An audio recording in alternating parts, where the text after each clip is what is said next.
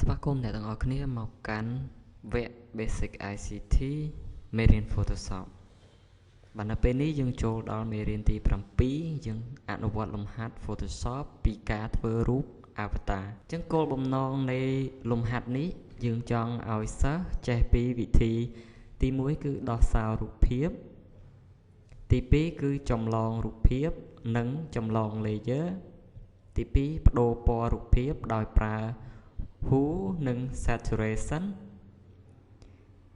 មួយទៀតយើងឲ្យសិស្សចេះពីការបញ្ចូល layer ចូលគ្នាទាំង layer ធម្មតានិង layer ដែលជាប់ mask layer មួយទៀតឲ្យយល់អំពី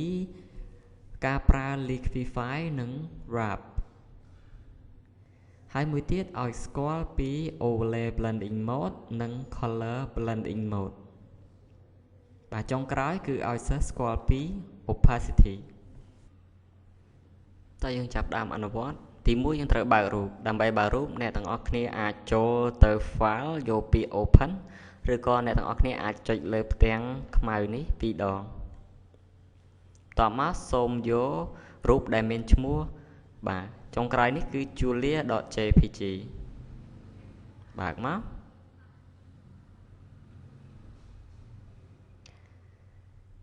ចឹងពេលបើកហើយនៅក្នុងមេរៀនបាញ់មិញគេប្រាប់យើងថាដំបូងយើងត្រូវដោះសោដើម្បីដោះសោយើងត្រូវឈរលើ layer នេះចុចលើវា2ដងហើយយកអូខេបាទពេលនេះយើងដោះសោដើម្បីអីដោះសោដើម្បីអាចកែប្រែវាបានបន្តមកទៀតយើងត្រូវការចម្លងវាឲ្យបានមួយទៀតអញ្ចឹងដើម្បីចម្លងវាឲ្យបានមួយទៀតអ្នកទាំងអស់គ្នាចូល layer menu ហើយយកពាក្យ duplicate layer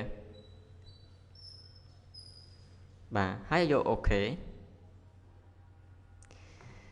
ញ្ចឹងបន្ទាប់មកអ្នកទាំងអស់គ្នាចូលលើ layer 0 copy នេះ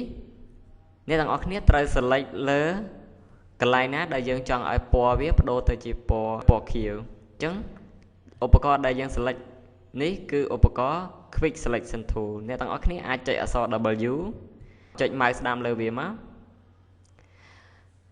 បន្តមកអ្នកទាំងអស់គ្នានឹងឃើញមាន2ជម្រើសឲ្យយើងអញ្ចឹងអ្នកទាំងអស់គ្នាយកជម្រើសទី1គឺ Quick Selection Tool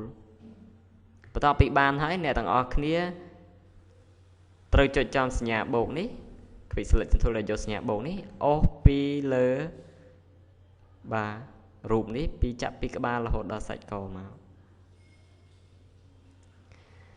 ប្រសិនបើរូបអ្នកទាំងអស់គ្នាខ្វះឬក៏លើសបន្តិចតួចអីអត់អីទេជាងពេលនេះយើងត្រូវការដាក់ពណ៌ខៀវចូលដើម្បីដាក់ពណ៌ខៀវចូលអ្នកទាំងអស់គ្នាត្រូវលាយពណ៌ដើម្បីលាយពណ៌អ្នកទាំងអស់គ្នាចូល image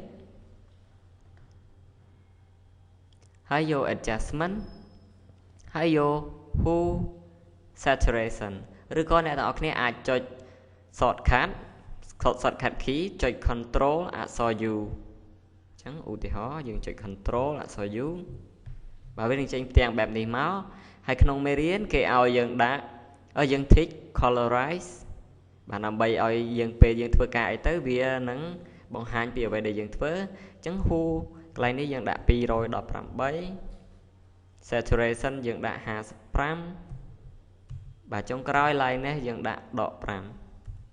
បាទពេលនេះយើងបានពណ៌ខៀវដូចតាមដែលគេចង់បានបន្ទាប់មកយើងចុច OK បើចុច OK រួចហើយអ្នកទាំងអស់គ្នាត្រូវដោះ select នេះចេញដើម្បីដោះ select អ្នកទាំងអស់គ្នាចុច Control D